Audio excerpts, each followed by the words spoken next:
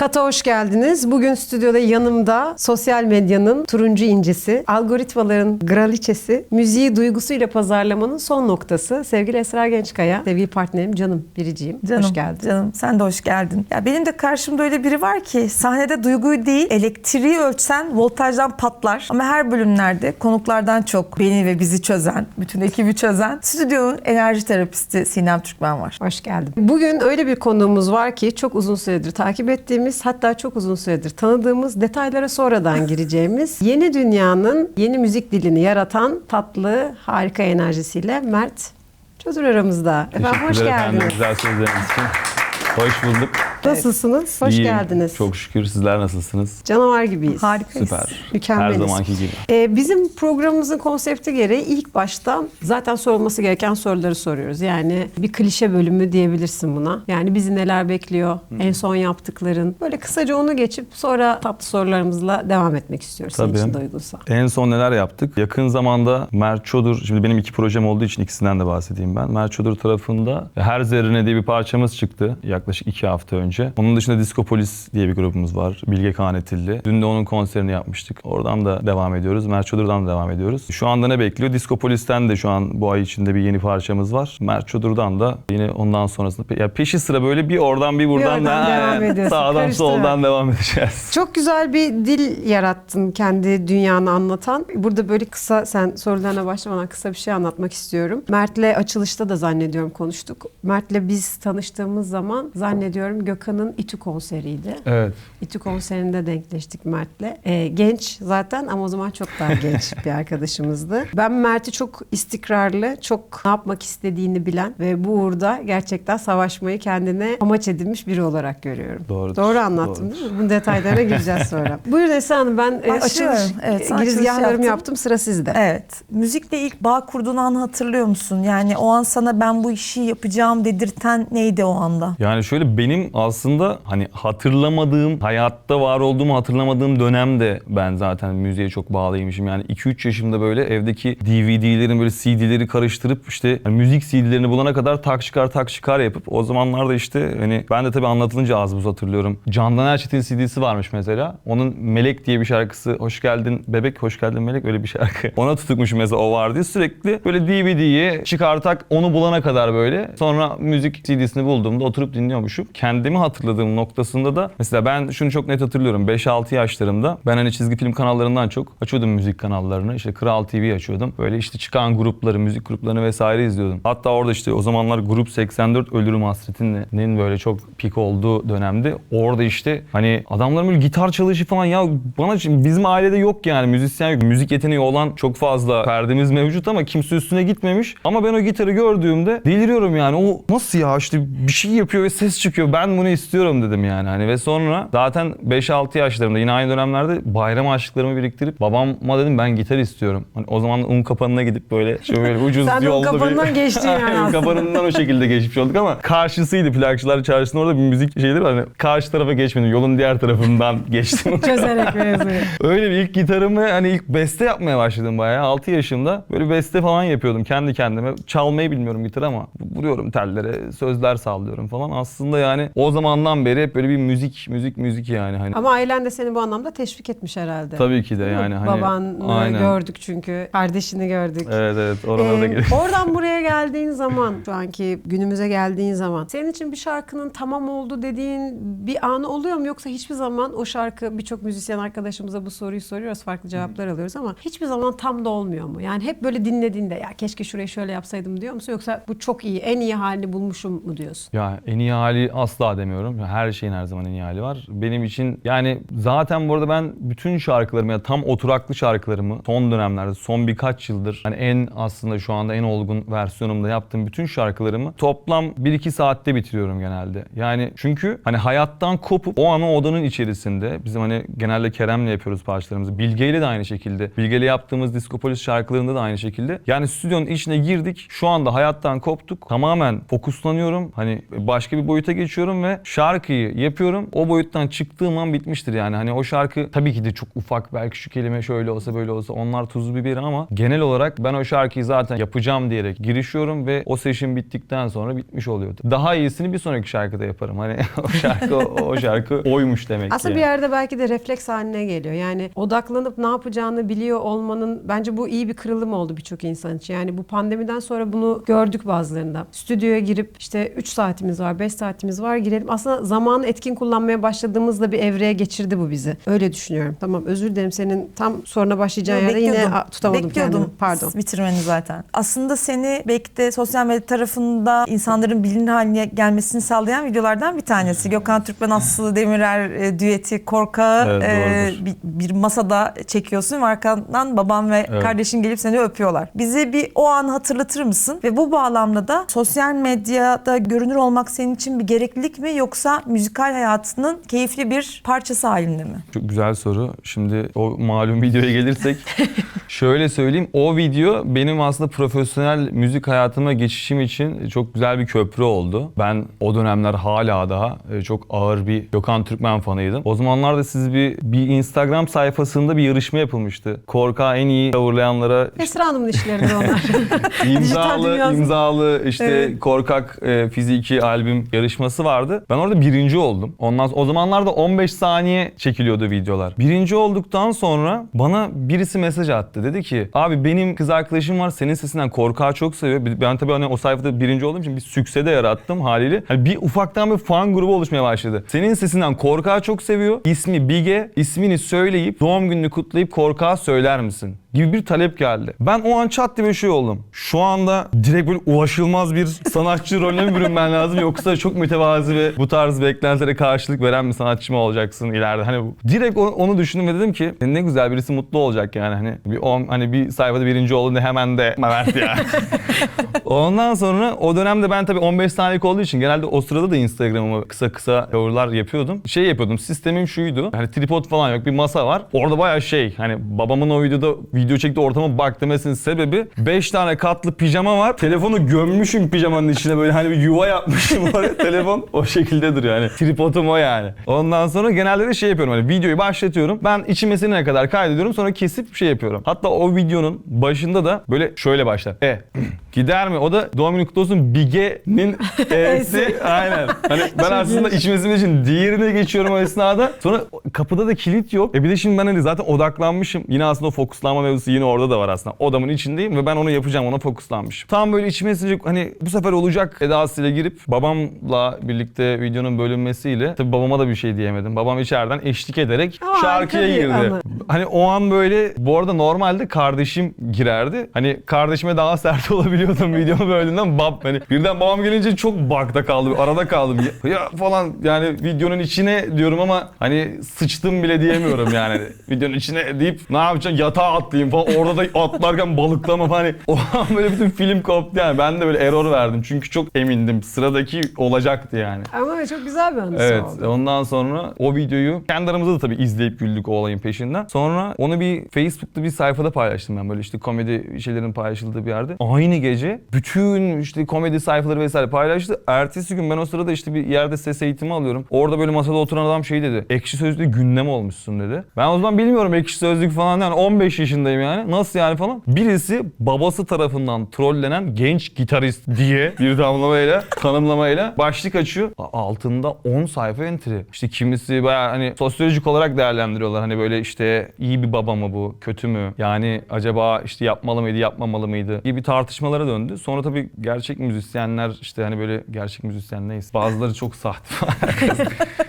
Yok gerçekten bu işi yapan müzisyenler diyecektim. Bana ulaşıp ya bak senin sesin çok güzel. Hani gel birlikte bir şeyler yapalım. Bak bizim de ekibimiz var, işte stüdyomuz var gibi şeylerle kontaklar kuruldu. O şekilde de başladık yani, bayağı profesyonel müzik Peki yapmaya. bu sosyal medya tarafına girdiğin için söylüyorum. Sosyal medyada gördüğümüz Mert'le kendi hayatını, özel hayatındaki Mert arasında çok derin bir çizgi var mı, yoksa zaten çok benzeşme? Çok orada başka birini oynadığın bir zamanın var mı yani? Tabii bu biraz şey bir soru galiba, kritik bir soru. Yani söylemek ister mi aslında biri bir de böyle bir şey? o devamında da bir soru vardı. Evet. Onunla da biraz bağdaşık Bağdaşıyor. bir soru. Ya şöyle, zaten ben böyle çok o sosyal medya geçiş döneminde bu işi yapmaya başladığım için hani dediğim gibi zaten benim sosyal medyada bir kitle yaratmama sebep olan ve müzisyenlerle tanışmama sebep olan video zaten çok ben, ailem, evimin içinde, babam giriyor bilmem ne. Hani zaten başlangıcı bu işin ve bence tam zaten o sosyal medya ve televizyon kırılımının ortasında kaldığım için benim zaten olmadığım gibi biri davrandığım senaryoda zaten bu işi yapmam çok zor. Hani sadece benim için değil zaten şu an bugün bu işi yapmak isteyen herkes için bu geçerli. Hani artık o çok ulaşılmaz insan olmak diye bir şey kalmadı bence. Hani olursan zaten sen kalmıyorsun. Kendimden de mutluyum bu arada. Hani kendim olmakla ilgili de bir sıkıntım yok. Hani arkadaşlarım da sever beni. Ben de severim kendimi. O yüzden niye kendim olmayayım?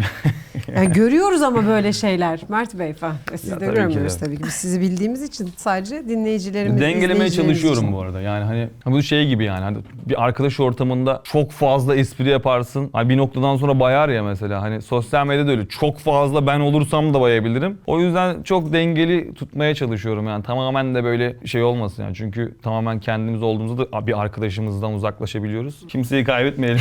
Dengeli tutalım diye yani. Peki biraz eğlenceli bir soru bence bu. Sosyal medyada seni takip eden ama böyle çok büyük aşk yaşadığın bir eski sevgilinin seni takip ettiğini biliyorsun. Fark etmişsin bunu. Paylaşım stratejin değişir mi? Ha ben de şeyi sandım böyle bir şey Gerçek var da. Yok yok. Biliyorsun sen de çok iyi Farazi. biliyorsun. Hadi bakalım. Hadi. Bir daha alayım soruyu çok kıstırılmış hissettim.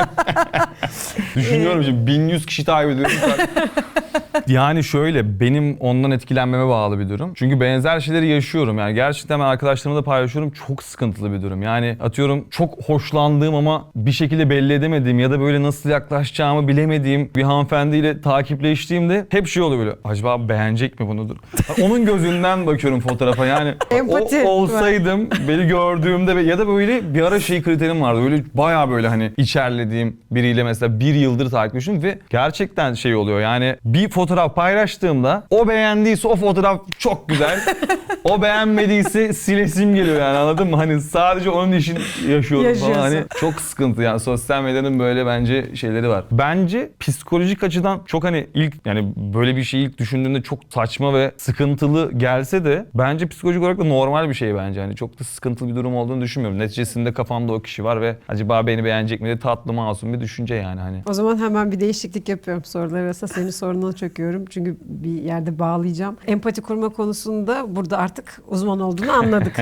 Bir günlüğüne başka bir müzisyenin yerine geçmek istesen bu kim olurdu ve ilk olarak ne yapmak isterdin? Hiç böyle bir şey düşündün mü? Hiç düşünmedim ya. Yani çünkü çok böyle kendime de has bir şey Günümüzde yaratmaya olmak çalıştığım için. zorunda Günümüzde değil. olmak zorunda değil. Hayır, herhangi bir yani bir kırılım olabilir, bir şeyle ilgili bir fark yaratmak olabilir, fark yaratmış birinin yerinde olmak istemek olabilir. Evet. Hepsi olabilir. Vallahi hiç düşünmedim de düşüneyim mi şu anda? Düşün. Ya ben gerçekten şöyle çok böyle uç hayaller kurmayı seven bir insan değilim. O yüzden de böyle işte mesela çok yabancı müzik yapma hevesim de yoktur. Hani dinlerim tabii ki ama ben çok biraz da gerçeklerle birlikte hayal kurmayı severim. Yani gerçeklerin içinde. O yüzden hani bunu gerçekten şu an burada olduğum için değil. Mesela Gökhan abinin sahnesini ben hani o zamandan beri çünkü 2015'te de işte İTÜ konseri olsun o zamanlar Ses Tiyatrosu'ndaki konserinize de geldim. Gökhan abi hep yani ben hani neticesinde gerçekten hani güzel bir sahne işte nasıl kurulur, güzel müzik nasıl icra edilir Türkçe pop çerçevesinde diyorum. Gökhan abi hep böyle hep bir yerlerde farklıydı yani. Farklı bir noktadaydı. Onun gibi Türkçe pop konseri yapan ben hala daha çok görmedim. Hep böyle işte çok adını bilmediğim enstrümanlar geliyor, bir şeyler geliyor falan. Oboalar geliyor ama çatı katı çalıyor falan yani. Hani benim düşünebiliyor musunuz? Benim 15 yaşında ufkumun ne kadar açıldığını. Yani o yüzden mesela ben hala daha mesela diyorum arkadaşlarıma. Yani Gökhan Türkmen'in mesela Berkay'ın da bu arada ekibi şeydir böyle dolu dolu. Onda da böyle çok üflemeli çalgılar şeyler hep bir orkestral bir ortam yaratılıyor. Benim hep mesela hayalim o yani. Ben de Türkçe popu bu tarz bir sahne ortamında bu kadar dolu dolu bir ekiple müzik yapabilmek benim hayalim. O yüzden gerçekten torpilden demiyorum ama Gökhan abi olabilirdi. Hem ne yapmak isterdim Ne onu yapmak söylemedim. isterdin? Evet. Ne yapmak isterdin? Spora giderdim sabah. Bir basardım sağlam. Ondan sonra harbiyeme hazırlanırdım falan. Gerçekten. Spora hala gidiyorum ama Gökhan abi başka basıyor. Biz o kadar basamıyoruz. Dinleyiciyle kurduğun bağı nasıl tanımlıyorsun Mert? Yani onlar seni sence nereden dinliyor? Yani Ben şöyle söyleyeyim. Ben gerçekten biraz dürüst olmak gerekirse en azından şu anki yeni dönemde dinleyiciyle bağ kurmak çok zor. Ben gerçekten şu an şey açısından konuşuyorum. Hani bir yeni jenerasyon ve bir işte hani sanatçı ya da iyi bir işte müzik yapmaya çalışan biri olarak hani artık şeyler bence geçti bu arada. Hani abi işte yeni şarkı ne zaman? İşte neredesin? Hani 3 gün story atma neredesin? Soruları falan yok. Yani o kadar fazla insan bu işi yapıyor ki ve o kadar artık odak da değişti. Sadece bu işle ilgili de değil. O kadar fazla insan hani ben bile telefona girdiğimde kimse aklına gelmiyor ki öyle ki o kaydırma şeyi geldi ya böyle. Sürekli yeni biri var, yeni başka şeyler var, kafan gidiyor. Bir şeye bağlı kalmak çok zor hale geldi. Tabii ki de illaki beni seven bir dinleyici kitlem vardır ama bence şu anda şey çok zor ya. O kemik kitle ve bağ kurduğum bir dinleyici ve şuradan kuruyorum, buradan kuruyorum değil. Hep böyle bana biraz kopuk geliyor bu dünya. Hani ben bilmiyorum kendi adıma da böyle düşünüyor olabilirim ama birazcık biz yalnız hissediyoruz o konuda. Böyle benim işte bağ kurduğum bir seyirci, işte bir dinleyici kitlem var cümlesini mesela tam olarak kuramıyorum maalesef. Tabii şimdi her hafta nereden baksak 20-30 bin şarkı Evet. çıkıyor. Bu kadar çeşitliliğin çok olduğu bir yerde sanatçı olarak sizin şeyiniz de çok zor. Yani bu bağı kurabilme... Sadece şarkı çıkarması meselesi de değil ki yani o Mert'in söylediği gibi o keşfetine bir Tabii. girdiğin zaman evinde de söylüyor ve o evinde söyleyeni de dinliyoruz. Her şeyi dinliyoruz yani Ya, 1001 tane şey geliyor Bir önüne. kere şu yok artık. Yani hiçbir sosyal medya platformunda yani zaten sana senin takip ettiğin insanın içeriğini göstermiyor ki. Seni takip etmediğin sürekli yeni birini gösteriyor. Hani beni mesela sen bugün beni takip ediyorsun. Instagram benim story'imi senin karşına çıkarmıyor bile yani. Hani takipleştiğin insanın içeriğini göremiyorsun. Ben işte 2 yıl mesela Ümit abiyle az önce içeride sohbet ettik. Takipleşiyoruz Ümit abiyle birkaç haftadır belki bir 2 aydır. Mesela dün konserim var bir sürü story attım. Abi dün konser yaptım. Aa öyle mi? Abi sen beni takip ediyorsun orada ama karşısına çıkartmıyor. Yani gerçekten her şey karman çorman. Şu anda bir kitle elde edebilmek, yani elde ettiğin kitleye bile ulaşamıyorsun ki adam butona basmış abi ben seni takip ediyorum, ettim. Ama şey de var Ettirmiyorlar yani takip istesen. ediyorsun. Benim çok arkadaşım var mesela tatile gidiyor. Tatil fotoğraflarını tatilden döndükten sonra paylaşıyor. Diyorum ki sen işte atıyorum şurada değil miydin? Ben 2 hafta önce oradayım. Oğlum niye oradayken atmadın diyor. Bana hep öyle şey yapıyorum. Sen sürekli geziyorsun diyorlar. Aslında yani işte Kapadokya fotoğraflarını yeni de paylaşıyorum Ama işte öyle falan. olunca da insanın kafası karışıyor yani. Geçen de ya bunu anlatabilir miyim? Geçen de Giresun'da Oktoberfest yapmışlar. Alkolsüz bunu araya sokmak istedim. Yani takip etmeye çalışıyorum ne var diye. Yapmışlar bile festivali. Yani 28'indeki festivali atıyorum 2 Ekim'de paylaşıyor. Ya paylaş da onu yaparken de gerçekten dediği gibi benim önüme çıkarsan. Çünkü bir yandan da şöyle oluyor. Hiçbirimizin birbirini o kadar takip edecek de imkanı olmuyor ki. Atlayabiliyoruz yani. Çünkü hepimizin bir telaşı var kendi içinde. Ama dediğin şeyde çok haklısın. Yani müzik üreticisi, sanatçı yine aslına bakma mecralarımız olduğu için biz biraz daha şanslıyız. Yani bu kulvarda yani sanatı koskoca bir camia olarak düşünecek olursak yani heykeltıraşı, ressamı bir sürü kademesi o kademelerin birbirine ulaşması bile çok zor. Yani sergi kaç defa önüne sergi, tiyatro oyunu yani çok çıkmıyor artık. Öyle evet. bir şey yok. İnsanlar eskiden mesela birini dinliyorken bizde yine vardı. Biz böyle dinlediğimiz bir şey çok seviyorsak çok popüler olmadan cebimize atardık. Kimse dinlemesin. Hani bak ben dinletmiş olayım sana diye. Ben en sevdiğim şey hala. Ben de. Biz bu konuda Biz biraz bu konuda- eski kafayız ama yani şimdi şey de yok. Hani dinle, bak şunu tavsiye edeyim. O da yok. Ondan da uzaklaştı. Bence bir yerde toparlayacağı bir evre var. Bence az evvel söylediğin şeyde tabii ki haklı buluyorum. Yani vefalı dinleyiciye ulaşabilme potansiyelin her geçen gün biraz daha daraldığı bir alandayız.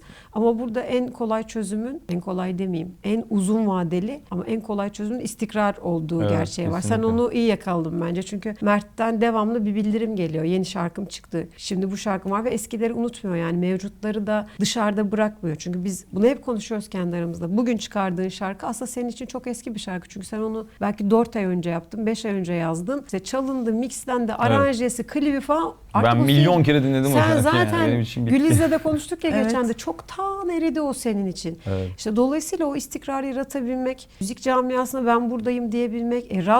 Radyocu arkadaşlarım ne olursunuz yeni müzisyen arkadaşlarımızla çalalım yani. Devamlı eski şarkılara kanıp kalmayalım. Aynı yerde kalmayalım. Alkış mı yapıyorsun Gökhan Fırat bana sen? Bir alkışlayacaktın beni gibi ama lütfen mesajımı vereyim. Esra Hanım yeni listeler yapın falan. Algoritmalar nasıl? Bütün dijital platformların algoritmalarıyla Ya aran yine nasıl? işte az önce aslında konuştuğumuz gibi de işte şeyi de düşündüm. Ya algoritmaya da laf etmek çok zor. Hani bu kadar fazla şey varken hani ben seçilmiş kişi miyim? Algoritma Mert'i bir öne çıkaralım ya falan. Hani ya gerçekten sürekli adam zaten sana adam diye tabir ediyorum algoritmaya. Algoritma abimiz. Geliyor Hani soru. şey diyor yani hani abi sen her gün bir şey yap hani şu bile bu arada etkiliyor ya muhtemelen biliyorsunuzdur. Yani Instagram'da bir story attım atıyorum ben izlerken şöyle değildi bir basılı tutup 2 saniye incelemem bile algoritma direkt tamam burada ilgi çekici Evet. bir şey var tak seni öne çıkarıyor zaten. Hani diyor ki sen diyor hani buraya boş bir şey atma abi diyor hani benim kullanıcımı doyuracak bir şey at ben de seni öne çıkarayım. Hani çok win-win durumu asla burada kimse babasının hayrına Şimdi bir şey yarışma da yapmıyor. düzenliyor. Mosseri açıkladı işte. En ilginç içeriğe sahip olanlara işte platin rozet mi, altın rozet mi verecekmiş bir Mark Jacobs'ların falan olduğu böyle bir sanatçı camiasının olduğu bir jüriyle birlikte dünyada yarışma açıyorlar. En ilginç ve işte değişik video sahibine ödül verecekler. Ben algoritmayı bir kadın olarak yorumlasam, yani sorsam sana ve sevgilin olduğunu varsayalım. Algoritma ya sevgili olur muydun? ChatGPT falan. Sevgili olur muydun algoritmayla? Yoksa o görünmemeye mi neden olurdu? Algoritma ile sevgili olurdum ya. Ben O çözerdim. zaman seçilmiş kişi olurdun işte. aynen işte aynen. Ona çabalardım ya. Çok iyi davranırdı bana ya. Her gün bir kahvaltısını eksik etmezdim. Yatağına kadar getirirdim. Portakal suyu sıkardım ona falan. Senin müziğini anlatma biçimine gelmişken en çok beslendiğin şeyin ne olduğunu öğrenmek istiyorum. Yani bu süreçte gözlemleyebildiğimiz kadarıyla her şeyden etkileniyorsun elbette ama bir ana damar vardır seni besleyen. O ana damar hangisi? Yani romantik olma biçimi mi? İsyan etme biçimi mi? Hangisi? Genelde tabii bence söz yazarlarının geneli gibi acı tabii ki yani aşk acısı ve romantiklik hani böyle mutlu çünkü ona da inanıyorum yani bu da çok klişe ama gerçekten böyle hani çok mutluyken bir şarkı ben gerçekten böyle çok mutlu böyle eğlendiren şarkılar yapan insanlara saygı duyuyorum. Çünkü ben o an hani bir çok duygusal bir adam olduğum için bir kere zaten bu yüzden bu işi yapıyorum. Hani bu kadar böyle işte romantik şarkılar yazıyorum. Bu kadar duygusal bir insan o mutluluğu yakaladığında biraz iş yapmamak istiyor. Yani o mutluluğu yaşamak istiyor birazcık. O yüzden pişmanımda kafa mı karıştırdım? Pişmanım böyle. Yani aynen orada aslında orada da şöyle bir şey var. Biz Kerem'le yaptığımız için şimdi biz bir song starter'a başlıyoruz. Bizim şarkıları yapma hikayemiz de öyle yani. Kerem'le oturuyoruz. Kerem böyle bir beat yapmaya başlıyor. Ben onun üstüne giriyorum. Şimdi bana sormadan 120 BPM bir beat'e başlayınca ben de o sıra çok dolu olunca anladım hani seçemedim hani abi çok hareketli bir duygusal Eğlence acılı bir hoş şarkı olmadı. demedim yani. Hani bana orada 150 BPM psytrance alt yapı yapsa ben ona da duygusal yazacaktım. Çünkü o an o vardı içimde yani. Hani onu tutamadık o yüzden öyle bir şey oldu. Karıştı ortalık dans ederken acı çektik yani. Yani Allah çektirmesin tabii ki istemeyiz ki hiç Çektirsin çeksin. yani. Esra Ne Hanım. yapalım Evet. ekmek paramız bizim de yani. Son sorumuz geliyor. Mert Çodur müziği denince insanların ne hissetmesini istersin? Mert Çudur'un müziği denince ya işte zaten bence dedirttiğim bir şey var şu anda yani işte romantik çocuk yani acılardan beslenen romantik çocuk bence. Değil mi? Ben de son sorumu soruyorum. Sonra tatlı kapanışınız için size bırakacağım sözü ama bu güzel yolculuğunda seni en çok zorlayan ve bu anlamda en çok büyüten şey ne oldu? Beni en çok zorlayan ya gerçekten galiba hep böyle şeyi hissettim. Verdiğim emeklerin karşılığını alamamak beni en çok zorlayan şey oldu. Bir de gittikçe işte hani dedim ya öyle bir dönemden başladım ki tam böyle rap müzik furyası ama ben hep popçuydum yani. Ben de tabii ki rap dinliyorum ama dinliyordum da ama ben hep o işte popçu olmak hani şu anda işte ben 25 yaşındayım. Abi işte Kenan Doğulular, Tarkanlar işte Gökhan abiler var. Tabii ki de bunun bir devir daim olması lazım hani. Bundan ben 40 yaşıma geldiğimde bu saydığım isimlerin yerinde olmak benim hep hedefim buydu. Ama işte gittikçe pop müziğin hani iyi pop müziğin bir tık daha işte değersizleşmeye başladığı bir sürecin içerisinde bulunduğum için beni en çok zorlayan şey hani iyi müzik yaptığımı bilip bunun karşılığını bir türlü alamamak. Ondan sonra beni toparlayan da şu oluyor. Abi dinleyen herkes seviyor. Gerçekten samimi bir şekilde. Kimse şakçılık yapmıyor yani. Hani ben de artık eminim. Çünkü bir de görünür olan insanlara verdiğim şarkılarım da bakıyorum ki patlıyor. Diyorum ki tamam yani sen yaptığın işi güzel yapıyorsun. Hani ya elinden geleni yapıyorsun. Ve sadece şu anda problem ne? Bir şekilde görünürlük, bir şekilde ulaşabilmek, insanlara doğru kitleye ulaşabilmek. Beni de tutan o oluyor yani zorlanıyorum. Hani gerçekten çok samimi her gün kendimi motive edecek bir şey arıyorum. Açıyorum ben bir yorum okuyorum, bir şey okuyorum. Gerçekten öyle yorumlar geliyor ki mesela yapıcı ve çok güzel yani beni burada tutacak yorumlar geliyor. O şekilde tutuyorum yani. Dediğin gibi bir gün bence aşacağız yani bu durumları, bu manipülasyonları, bu şeyleri ve Aşılır, Türkçe pop aşılır. işte herkesin de hiçbir zaman ölmez. Hiçbir şey yok. Biz Bence de- hiçbiri ölmez. Rap ölmez, rock ölmez. Bunlar hiçbiri ölmez. Sadece zaman zaman işte böyle bir el değiştirme, hedef kitlelerinin değişmesi, bunların yönlendirilmesi. Yani biz Akmar çocuğuyduk. Ben mesela hayatımın bir kısmı Akmar'da geçti. Hiç pop mu falan derdik. Sonra iş değişti, başka bir şey. Yani biraz Türk dizileri gibi işte. Evet. Ve kendi içinde böyle bir dönen, sekiz çizen bir hikayesi var. İnşallah senin de hikayen bizim de tanıklık edeceğimiz evrede harika bir şey evridir. Çok Çok güzel teşekkür olacağına ederim. çok Çok eminim. sağ ol. Burada çok kıymetli bulunduğunu bizim kalbimizde de, Teşekkür ederim. her dinlediğimizde de, konser dönüşlerinde sevgili Gökhan Fırat'ın da eşlik ettiği küçük zarif danslarımızda da bunu seninle paylaşarak da zaten Evet, gösterdiğimizi çok düşünüyorum. Bugün mutlu vakit oldum. ayırıp buraya geldiğin için, bizimle tatlı sohbetini paylaştığın için teşekkür ederiz. Ben de Son davet olarak ettiğiniz söylemek için. istediğim bir şey var mı? Şuradaki kameraya doğru. Ne gibi? Herhangi bir şey olabilir. Bir öğüt olabilir Öğüt genç mü? arkadaşlarına. Genç arkadaşlarıma bir genç olarak demek istiyorum ki aklının acelesi yoktur. Çok iyiymiş. Bravo. Evet, bunu yazayım kendime not. Sen not olarak Duvarıma kendine asayım. yazdın. Benim muhafız hikayesini mi anlat? Muhafız hikayesini onu çekti Gökhan Fırat. Bir muhafız hikayemiz var. Onu kısa bir tanıtım olarak gireceğiz Gökhan Türkmen'i etiketleyerek. Mert çok teşekkür ederiz. Ben İyi ki teşekkür geldin. ederim. Çok sağ ol. Neyse ki artık nasıl kapanış yapacağımı düşünmekle ilgili bir problemim yok. Berfin sağ olsun. Çok uzatmayacağım. 3, 2, 1 kat. Ama biz dinliyoruz, kesmiyoruz.